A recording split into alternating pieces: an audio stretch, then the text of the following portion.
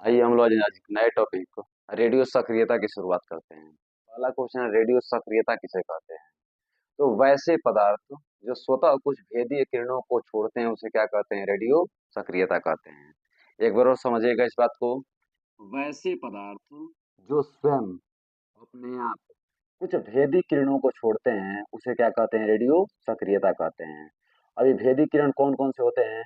Alpha beta gamma, ये तीन किरण होती हैं, अल्फा बीटा गामा। इनको हम लोग रेडियो सक्रियता के नाम से जानते हैं।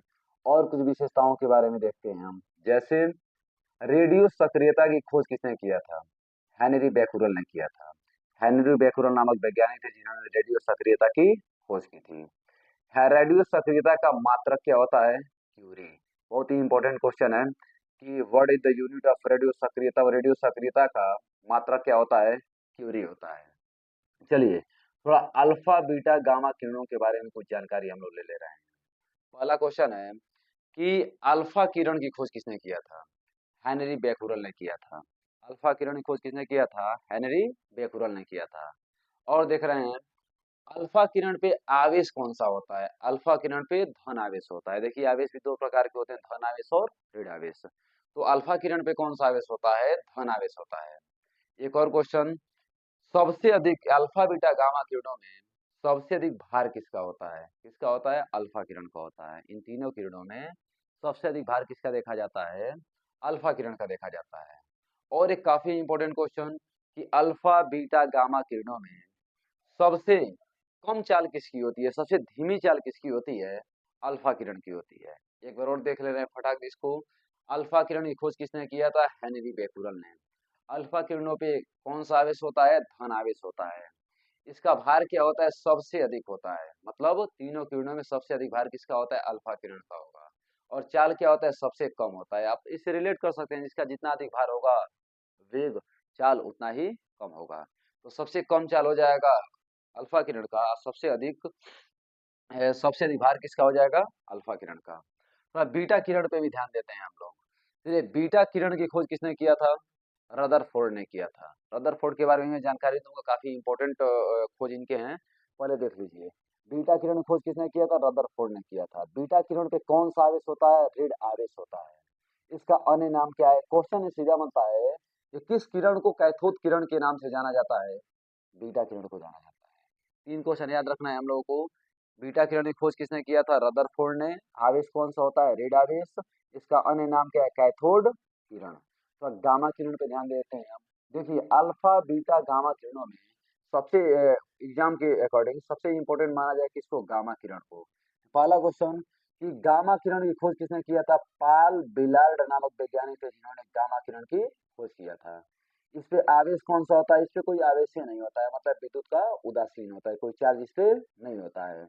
और देख रहे हैं इसकी चाल कितनी होती है? इसकी चाल प्रकाश की चाल के बराबर होती है। प्रकाश की चाल कितनी होती है? 3 × 10⁸ अपने भाषा में बोले हम कि प्रकाश 1 सेकंड में 3 लाख किलोमीटर की दूरी तय करता है। और कुछ देख रहे हैं हम लोग। प्रश्न बनता है सबसे अधिक भेदन क्षमता, सबसे तेज भेदन क्षमता किसकी होती है? गामा किरण की होती है। जैसे चार प्रश्नों पे ध्यान देना है। पहला, गामा किरण की खोज किसने किया था? पाल बिलार्ड ने।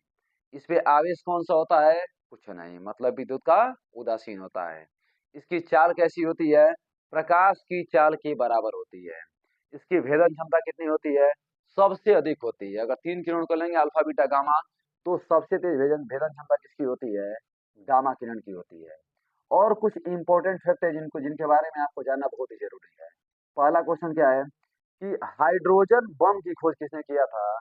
एडवर्ड टेलर नामक वैज्ञानिक ने हाइड्रोजन बम की खोज किया था।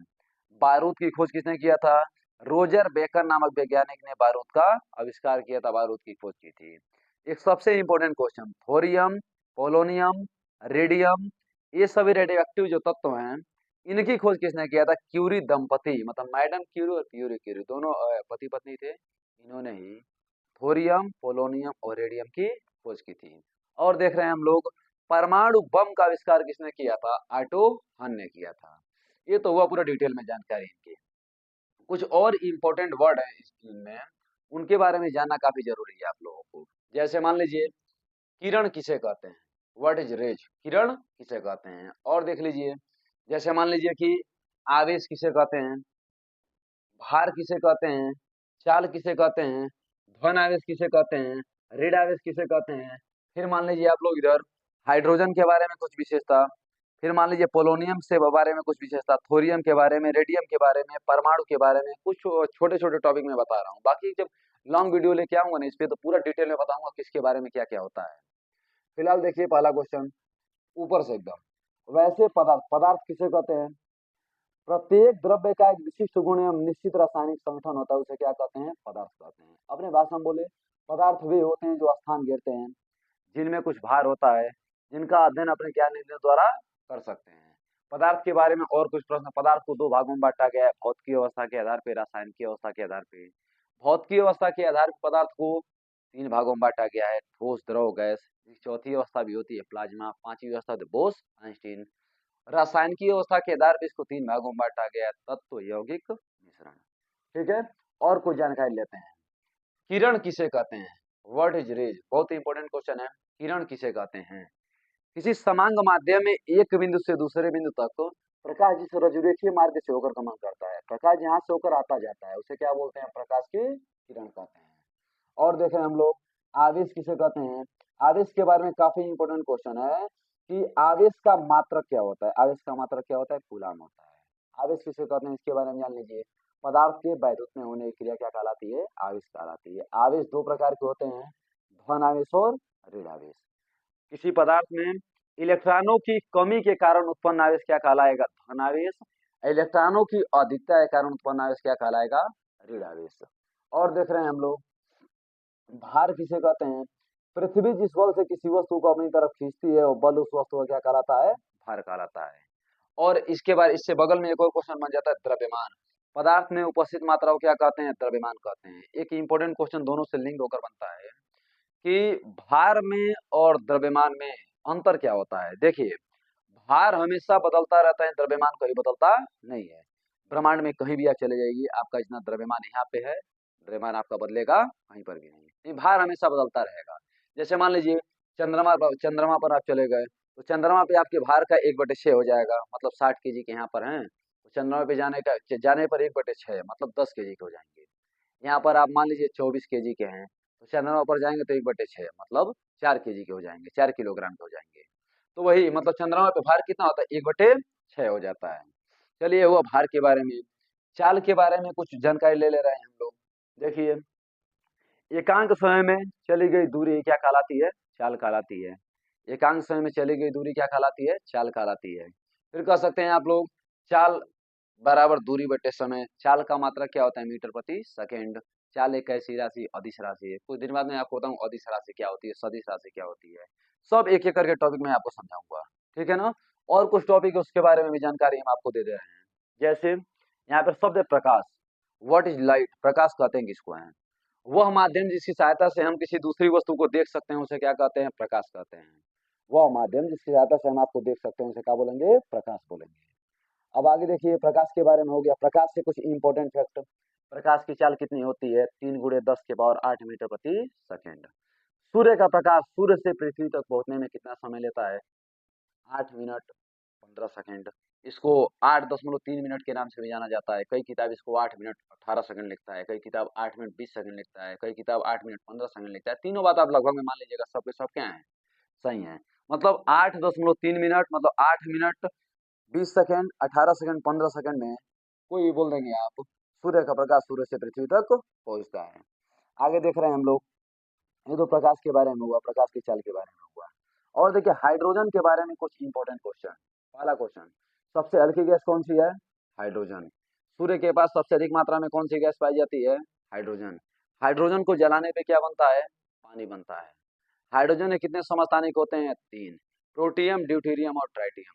हल्की हाइड्रोजन का सूत्र क्या होता है, 1H1। भारी हाइड्रोजन का 1H2। रेडियो एक्टिव रेडियो सक्रिय हाइड्रोजन का 1H3। और एक और क्वेश्चन, हाइड्रोजन की खोज किसने किया था, हेनरी कैवेंडिश ने किया था। चलिए और कुछ जानेंगे। पोलोनियम से रिलेटेड एक काफी इंपॉर्टेंट क्वेश्चन याद रखिएगा कि सबसे अधिक समस्थानिकों वाला तत्व कौन सा है, पोलोनियम। इसके कितने समस्थानिक हैं, 27 गो समस्थानिक है, किसके, पोलोनियम के। थोड़ा परमाणु के बारे में भी हम आपको बता दे रहे हैं शॉर्ट फॉर्म में। जैसे परमाणु किसे कहते हैं? परमाणु किसी तत्व का वह छोटा से छोटा अविभाज्य कण है जो किसी रासायनिक अभिक्रिया में भाग लेता है तथा उसमें उस तत्व के सभी गुण विद्यमान रहते हैं। परमाणु इलेक्ट्रॉन, प्रोटॉन, न्यूट्रॉन के मिलने से बना होता है। परमाणु क्या होता है? विद्युत का उदासीन होता है। ठीक है ना? एक और इम्पोर्टेंट क्वेश्चन, परमाणु शब्द का प्रयोग सर्वप्रथम किस वैज्ञानिक ने किया था? जॉन डाल्टन ने किया था। किसने किया था? डाल्टन ने किया था। और एक और क्वेश्चन, अणु शब्द का प्रयोग सबसे पहले किसने किया था? अरस्तु ने किया था। चलिए आगे देखते हैं। अब इनके बारे में हम जानकारी ले चुके हैं, थोड़ा जल्दीबाजी में फिर से मैं रिवीजन कर दे रहा हूँ इसको, फिर अगले स्लाइड पे चला जाएगा और विधिवत तरीके से कुछ नए इंपॉर्टेंट फैक्ट को देखा जाएगा। देखिए, रेडियो सक्रियता किसे कहेंगे?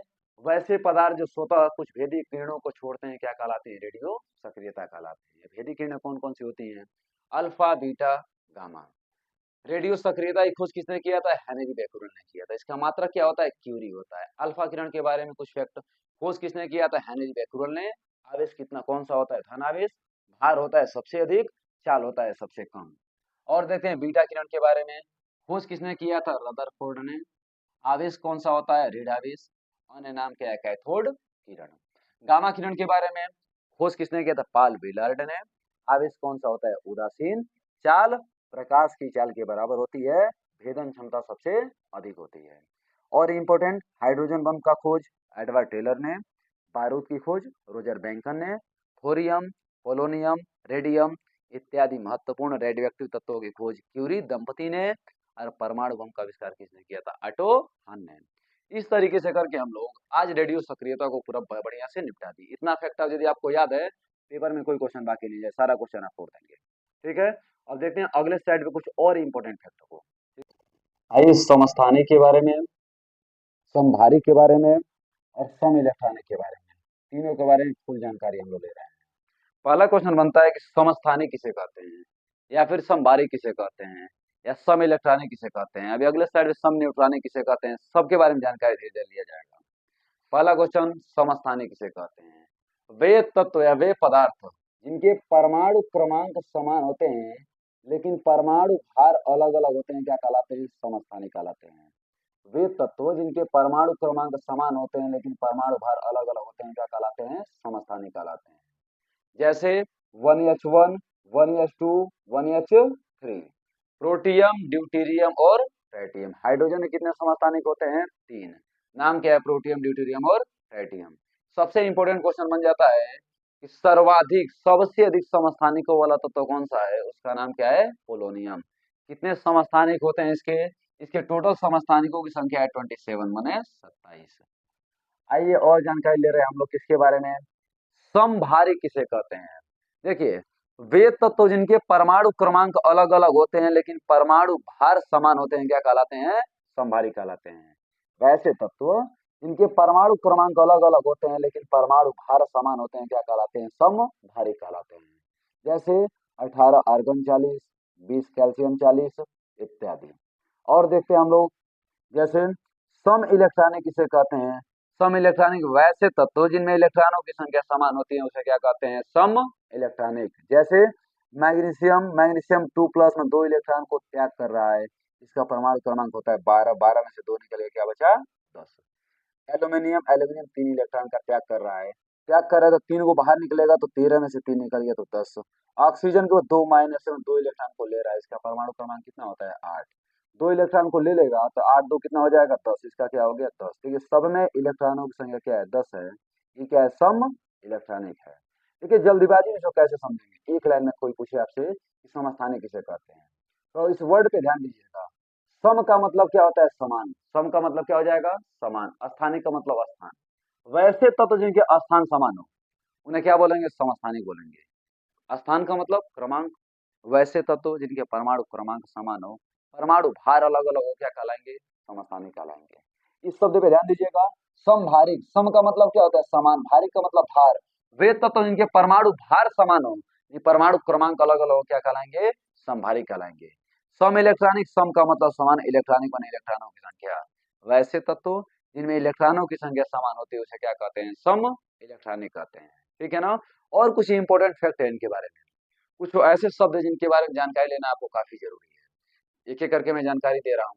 पहला क्वेश्चन है, परमाणु क्रमांक किसे कहते हैं या परमाणु भार किसे कहते हैं, दोनों के बारे में ध्यान दीजिएगा। पूरा डिटेल वीडियो में लेकर आऊंगा इसको। परमाणु क्रमांक किसे कहते हैं, परमाणु भार किसे कहते हैं, सब मैं पूरा एक एक करके समझाऊंगा। चल कुछ शब्दों में इसके बारे में जान लीजिए।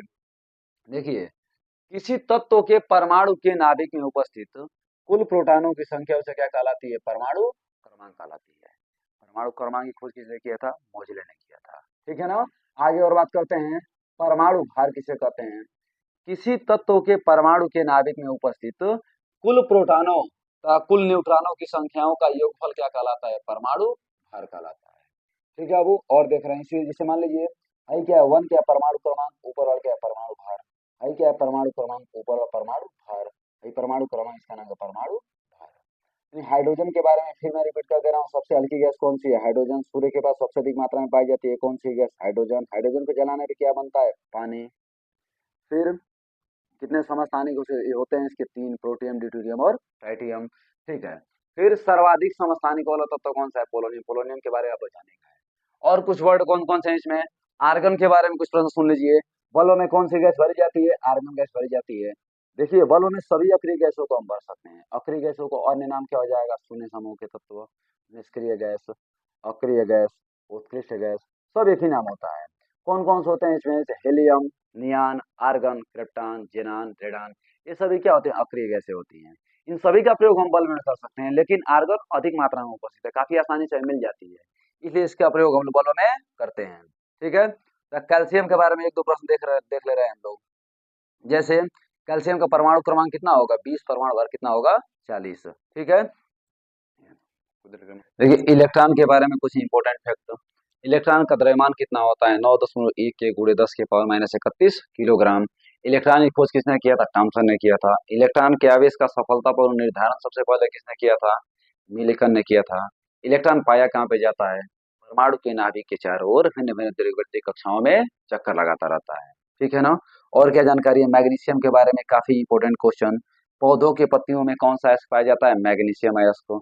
एक एल्यूमिनियम से रिलेटेड प्रश्न, भूपर्वती पर सर्वाधिक मात्रा में पाए जाने वाला धातु कौन सा है, एल्यूमिनियम।